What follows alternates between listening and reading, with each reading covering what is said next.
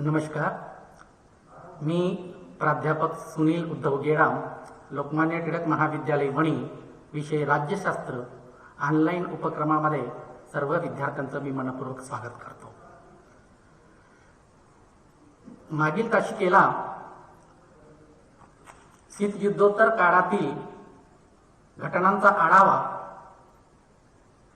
खालील 5 परिमाणाद्वारे घेता येईल अशा पद्धतीच्या प्रश्नाचा आपण विचार केला होता.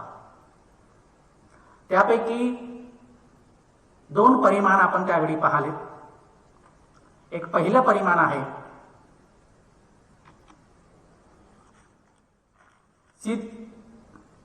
नवीन राष्ट्राचा उदय आणि शीतयुद्धाचा अस्त. त्यामध्ये युरोपातून अनेक नवीन राष्ट्र निर्माण झालेली दिसतात आणि जो शीतयुद्ध होतं हे कुठेतरी संपुष्टात आलेलं दिसून येतं, म्हणजे शीतयुद्धाचा अस्त झालेला आपण पाहिला.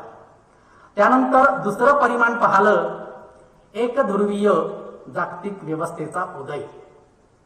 त्यामध्ये अमेरिकेला शह देणारी जगामध्ये कोणतीही महासत्ता उरलेली नाही, कारण इसवी सन 1991 मध्ये सोव्हिएट युनियनचं विघटन झाल्यानंतर अमेरिकेला शह देणारी जागतिक पातळीवरची कोणतीही महासत्ता उरलेली नव्हती आणि म्हणूनच जागतिक पातळीवर एकध्रुवीय व्यवस्थेचा उदय झाला आणि ती एकध्रुवीय व्यवस्था म्हणजे अमेरिका होय.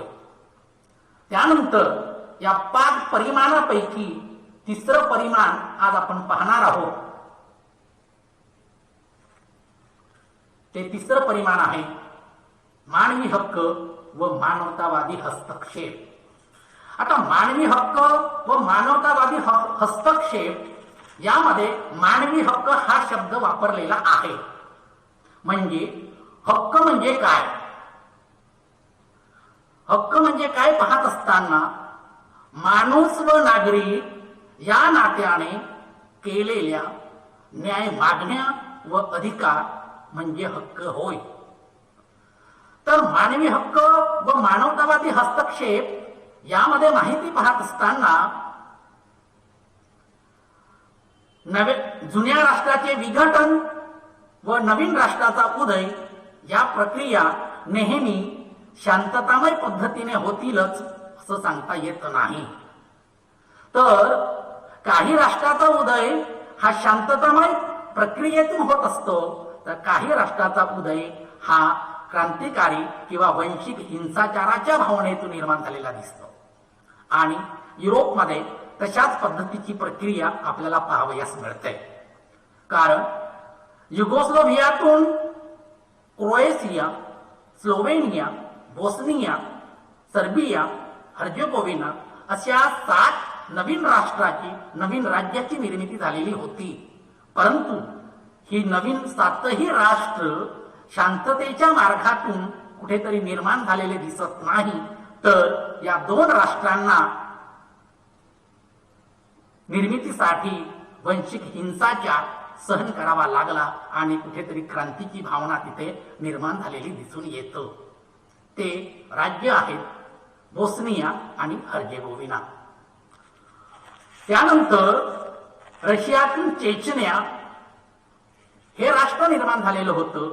त्यानंतर इंडोनेशियातून पूर्व तिमोर आणि इथिओपियापासून एरिट्रिया या प्रदेशाची देखील निर्मिती झालेली होती. परंतु ही निर्मिती सुद्धा शांततेच्या मार्गाने झालेली नाही, तर इथे सुद्धा वंशिक हिंसाचार झालेला दिसून येतो. आणि अशाच पद्धतीचा वंशिक हिंसाचार होत राहिला आणि मानवी हक्काच्या होत असलेल्या या पायमल्लीमुळे लोकांच्या मनामध्ये कुठेतरी चिंतेचं वातावरण निर्माण झालेलं होतं.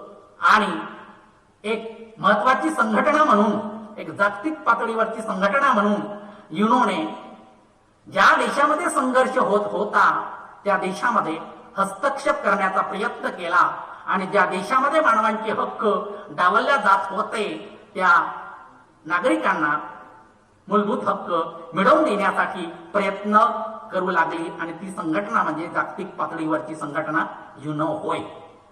आणि युनोने अनेक देशामध्ये हस्तक्षेप करून युद्धाची परिस्थिती नियंत्रणात ठेवण्याचा प्रयत्न करीत असते, कारण शांतता रक्षण करणे हे युनोचे प्रथम आणि आद्य कर्तव्य आहे.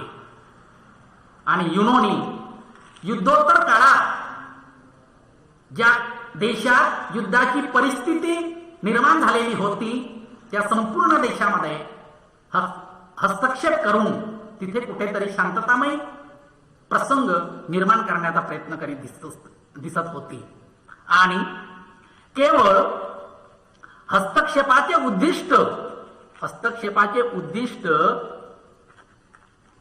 त्या राष्ट्रामध्ये शांतता निर्माण करणे हे नसून त्यामध्ये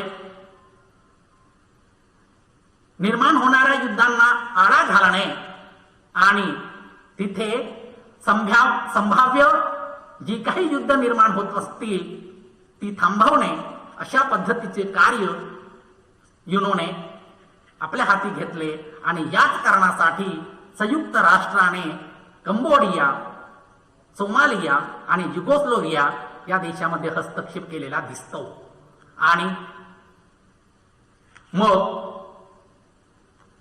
मानवी हक्काची ही जागृती संपूर्ण आंतरराष्ट्रीय परिसरामध्ये जागतिक पातळीवर निर्माण झालेली दिसून येतं. आणि आंतरराष्ट्रीय कायद्यामुळे आणि जगातील वाढलेली जागरूकता यामुळे संपूर्ण देशामध्ये मानवतावादी हस्तक्षेप ही प्रक्रिया निर्माण झालेली दिसून येतं. आणि या प्रक्रियेला नवीन संकल्पनेनुसार एक नाव देण्यात आलं. त्या संकल्पनेचं नाव आहे मानवतावादी हस्तक्षेप. तर या सर्व प्रक्रिया कुठेतरी 1990 आणि 91 या दशकामध्ये झालेल्या असल्यामुळे 1990 या दशकाला मानवतावादी हस्तक्षेपाचा सुवर्णकाळ असं म्हणता येईल. कारण 1991 मध्ये सोव्हिएत युनियनचं विघटन होऊन त्यापासून जवळपास 15 राज्य निर्माण झालेली दिसून येतात.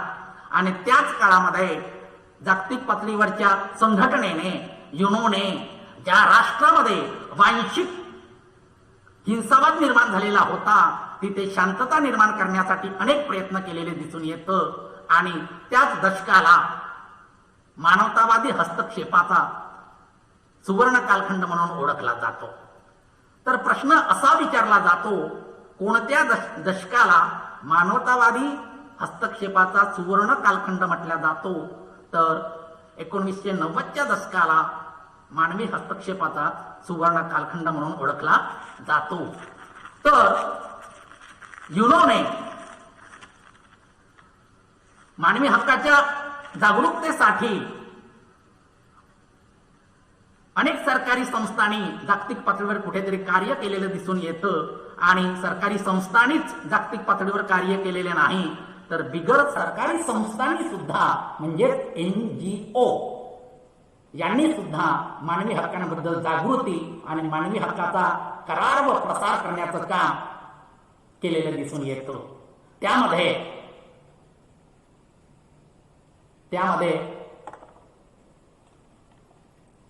International committee of the red cross, medicine सान्स फ्रंटियर आणि ऑक्सफम या संस्था थेट युद्ध क्षेत्रामध्ये कुठेतरी कार्यरत आहे. आणि या संस्था मानवी हक्कांबाबत मोहीम राबवून मानवी हक्क करार व मानवतावादी कायद्याचे पालन याचा प्रसार करताना दिसतात. आणि तशाच पद्धतीच्या युनोने अनेक देशांना कुठेतरी सहकार्य केलेला आहे. तर या चित्रामध्ये असं दिसतं, कंबोडिया येथे भारताचे पोलीस अधिकारी. आता कंबोडिया येथे भारतीय पोलीस अधिकारी असं या चित्रामध्ये दिसते आहे. म्हणजे कंबोडियामध्ये कुठेतरी अराजकता निर्माण झालेली होती, हिंसाचार निर्माण झालेला होता. आणि हा हिंसाचार थांबविण्यासाठी युनोने सांगितल्याप्रमाणे इथे भारत देशाचे पोलीस आणि भारत देशातील डॉक्टर इथे कंबोडियामध्ये मदत करताना दिसतात. आणि भारताने कंबोडियाला जी मदत केलेली आहे त्याला संयुक्त राष्ट्राचे कंबोडियातील संक्रमण प्राधिकरण असं म्हटलं जातं. त्याला इंग्लिशमध्ये अंटॅक असं म्हटलं जातं. फेब्रुवारी 1992 ते सप्टेंबर 1993. आता अंटॅक याचा long form United nation traditional authority Cambodia असं म्हटलं जातं. त्याला मराठीमध्ये संयुक्त राष्ट्राचे कंबोडियातील संक्रमण प्राधिकरण असं म्हटलं जातं.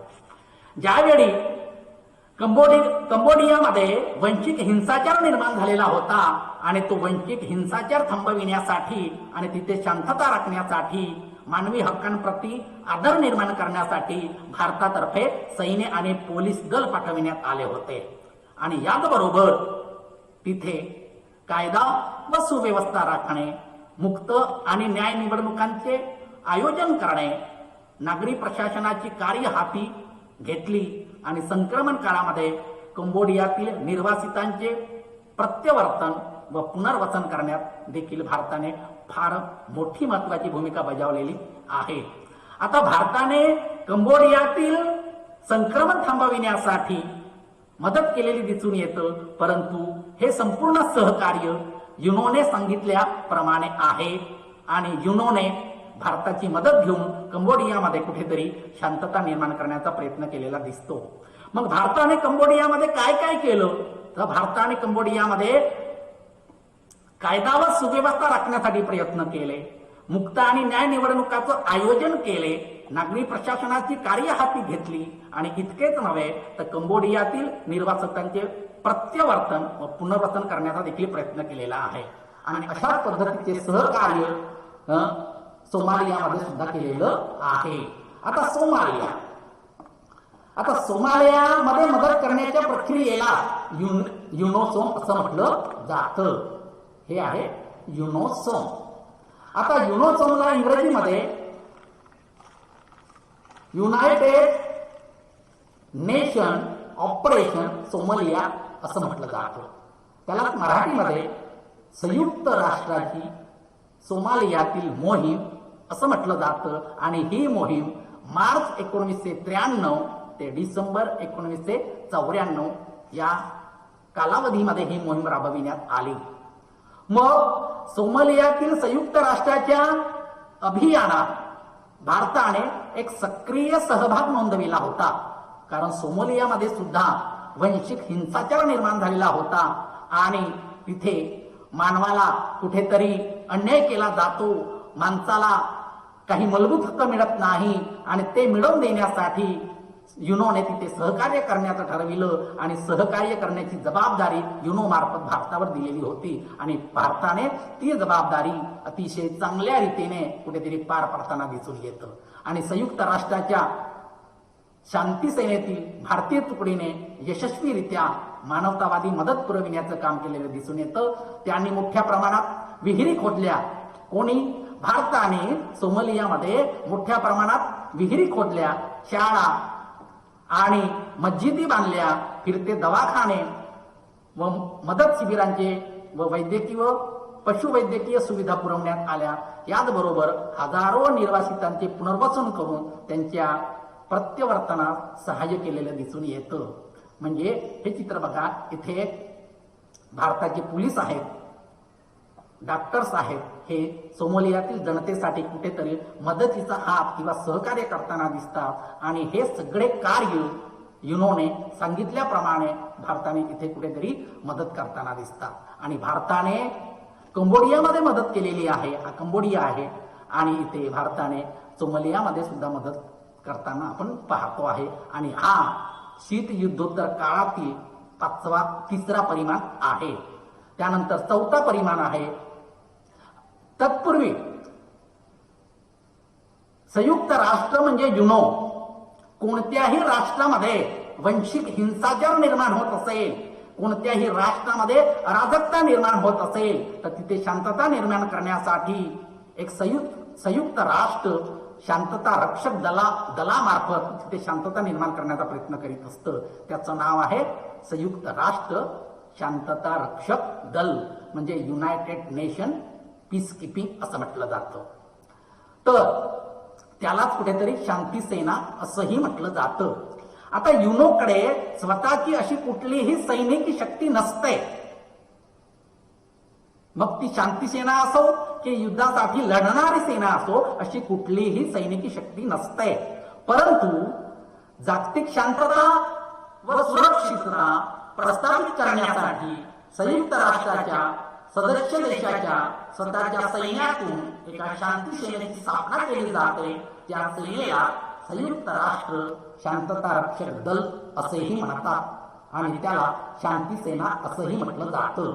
आणि बऱ्याचदा शस्त्रसंधी लागू असताना संयुक्त राष्ट्र सुरक्षा परिषदेच्या शिफारसीनुसार संघर्ष प्रवण किंवा युद्ध क्षेत्रामध्ये शांतता रक्षक दलाला पाचारण केले जाते आणि तिथे शांतता निर्माण करण्याचा प्रयत्न युनो मार्फत केला जातो.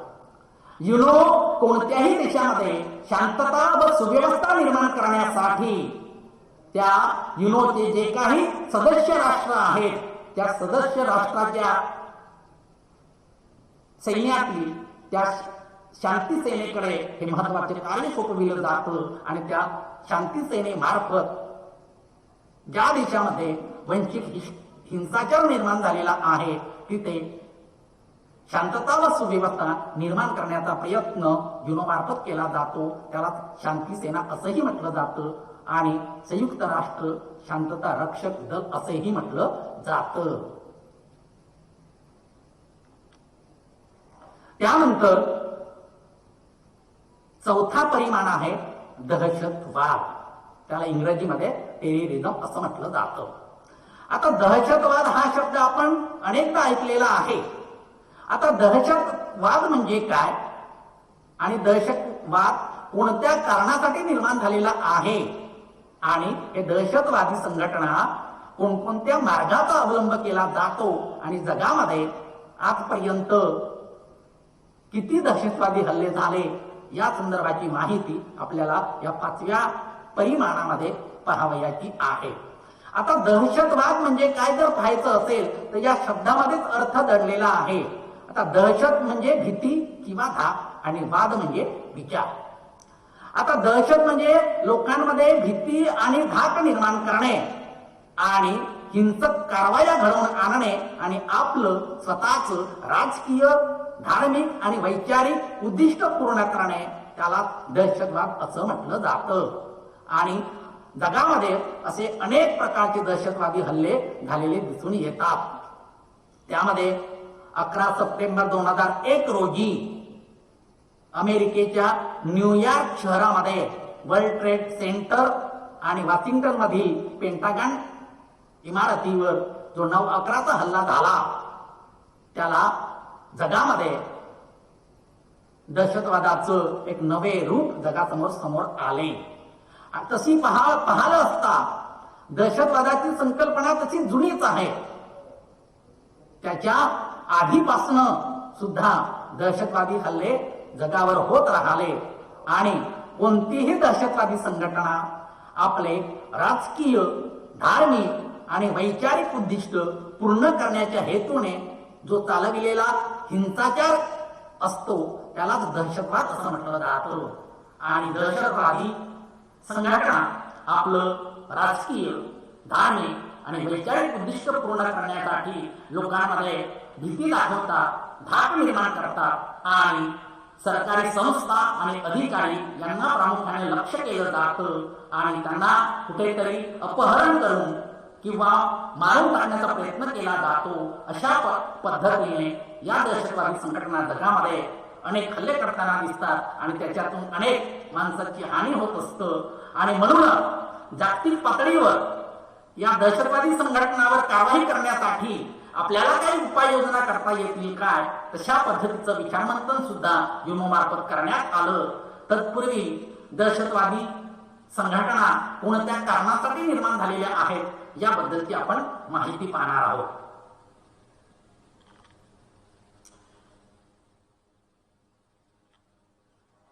दहशतवादाची कारणे. आता दहशतवादाची कारणे काय तर त्याचं अनेक अशी कारणे आहेत. त्यातील पहिलं कारण आहे शोषण किंवा अन्याय. जर समाजातील एखाद्या गटावर किंवा एखाद्या समाजावर अन्याय होत असेल किंवा त्या समाजाचं कुठेतरी शोषण केलं जात असेल तर तोच समाज आपल्या शोषणाविरुद्ध, आपल्या अन्यायाविरुद्ध चिडून उठून कुठेतरी दहशतवादाच्या साथ किंवा दहशतवादाच्या मागे जात असतो आणि त्यातूनच कुठेतरी दहशतवाद निर्माण होत असतं. त्यानंतर दुसरं कारण आहे धार्मिक कट्टरवाद. आता धर्म ही अफूची गोडी आहे असं म्हटलं जातं आणि प्रत्येकाच्या धर्माबद्दल आपुलकी, जिव्हाळा, प्रत्येकाचा धर्म प्रत्येकाला प्रिय वाटत असतो आणि धर्माबद्दल असणारी आत्मीयता हा कुठेतरी दहशतवादाची कारणे आहेत. मग एक माझा धर्म श्रेष्ठ आहे अशी भावना जेव्हा आपण मनात ठरवत असतो किंवा दुसऱ्याचा धर्म हा कुठेतरी नीच आहे असं म्हणून चालणार नाही. कारण प्रत्येकाच्या धर्माची विचारसरणी ही जरी वेगवेगळी असली तरी प्रत्येकाचा धर्माचा उद्दिष्ट हा जवळपास सारखाच आहे हे समजून घेणं गरजेचं आहे. परंतु धार्मिक कट्टरवादातून दहशतवाद निर्माण होत असतो ही आपण अनेकदा पाहिलेला आहे. त्यानंतर आहे दारिद्र्य आणि बेकारी.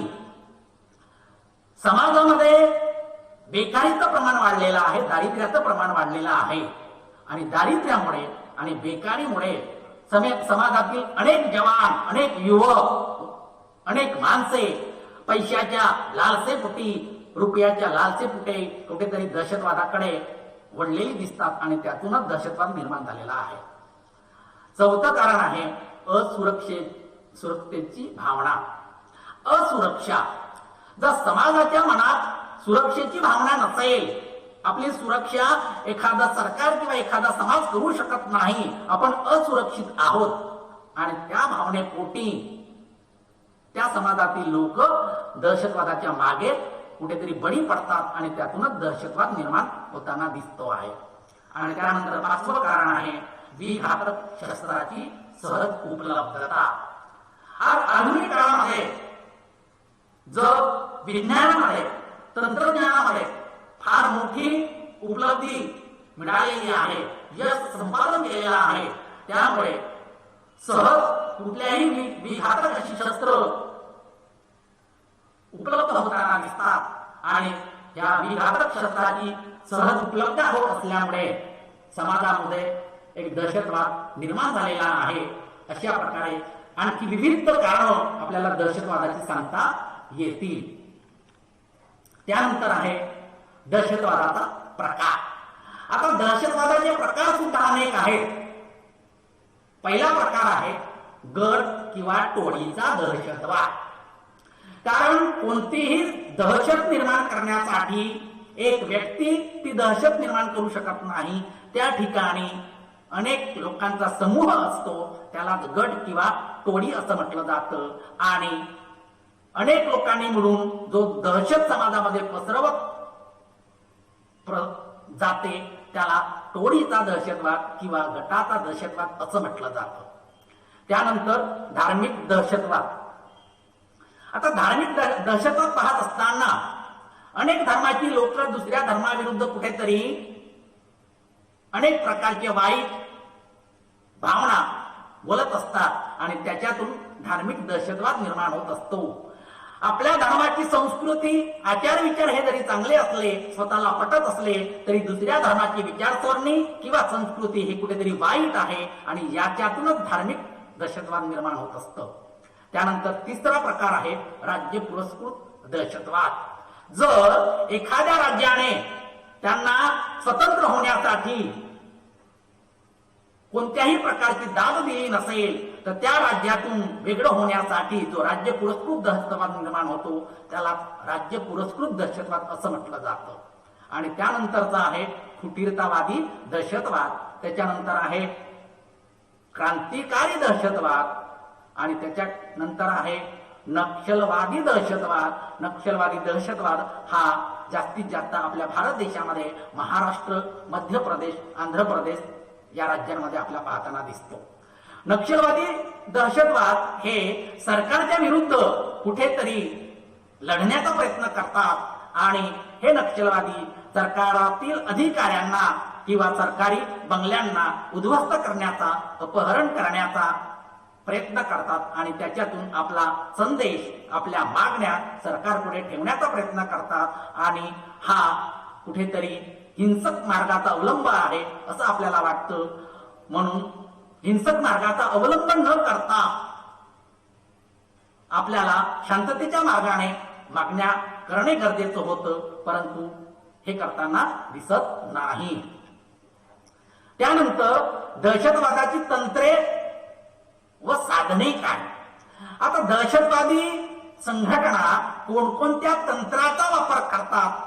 त्या तंत्र आहेत अपहरण करणे, बॉम्बस्फोट करणे, हत्या करणे, बंदी बनविणे, धमकी देणे, रासायनिक हल्ला करणे, जैविक हल्ले करणे, आत्मघातकी हल्ले करणे आणि अंमली पदार्थाचा वापर करणे हे दहशतवादाची काय आहेत, तंत्रे आहेत, साधने आहेत. या संपूर्ण दहशतवादी संघटना यापैकी कोणत्याही साधनाचा वापर करतात. एखाद्या अधिकाऱ्याचं अपहरण करणे, एखादा विमान किंवा एखाद्या शहरामध्ये बॉम्बस्फोट घडवून आणणे आणि तिथे अमानुष अशा नागरिकांचा जीव घेणे हे दहशतवादाचं काय आहे, तंत्र आणि साधनं आहे. हत्या करणे, बंदी बनविणे, काही समाजातील व्यक्तींना धमकी देणे आणि आपला राजकीय हेतू साध्य करणे अशा पद्धतीची अनेक तंत्राचा वापर दहशतवादी संघटना करताना दिसतात. जगातील दहशतवादाची तंत्रे व साधने याची माहिती पाहिल्यानंतर जगातील दहशतवादी हल्ले या संदर्भाची माहिती आपल्याला पाहावयाची आहे. उदाहरणामध्ये 1972 मध्ये म्युनिक येथे पॅलेस्टिनी दहशतवाद्यांनी इस्रायलच्या संघावर हल्ला केलेला आहे. त्यानंतर इसवी सन 2093 मध्ये मुंबई येथील बॉम्बस्फोट, 11 सप्टेंबर 2001 मध्ये अमेरिकेतील न्यूयॉर्क शहरावर दहशतवादी संघटनेने विमान हल्ला केला आणि 2002 मध्ये बाली या ठिकाणी दहशतवादी संघटनेने हल्ला केला. तर बाली हे इंडोनेशियातील एक बेट आहे.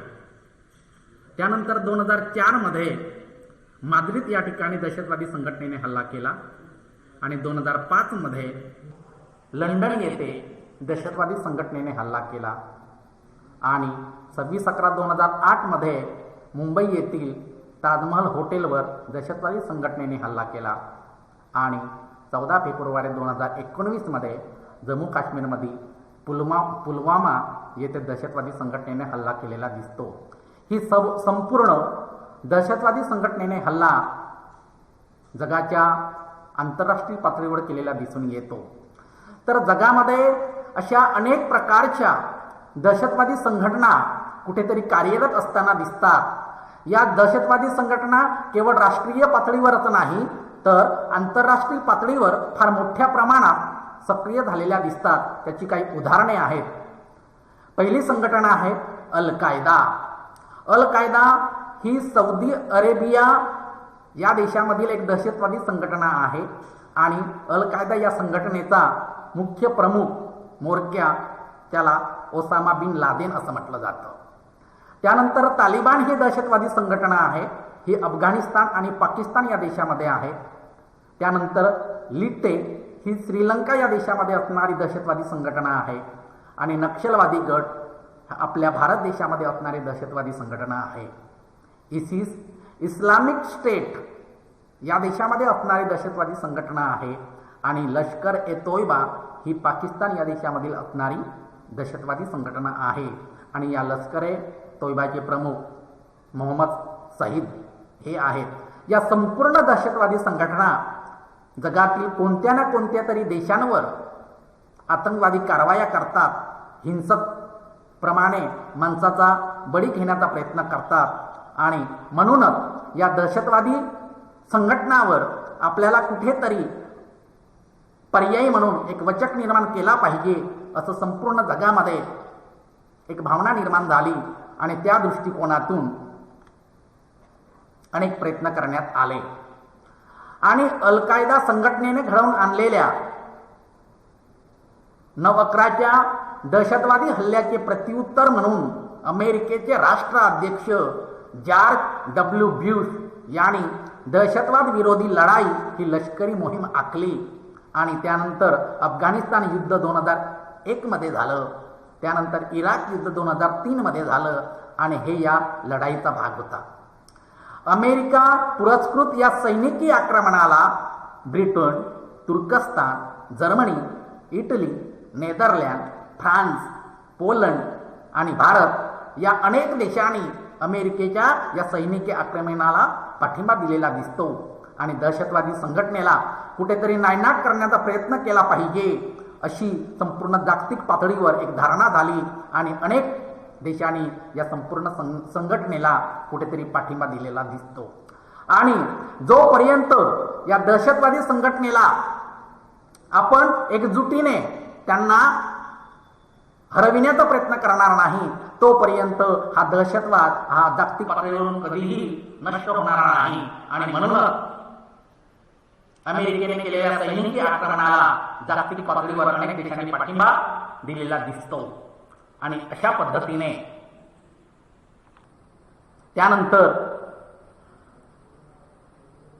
आता पाहिलेल्या माहितीवर काही गृहपाठ दिलेला आहे.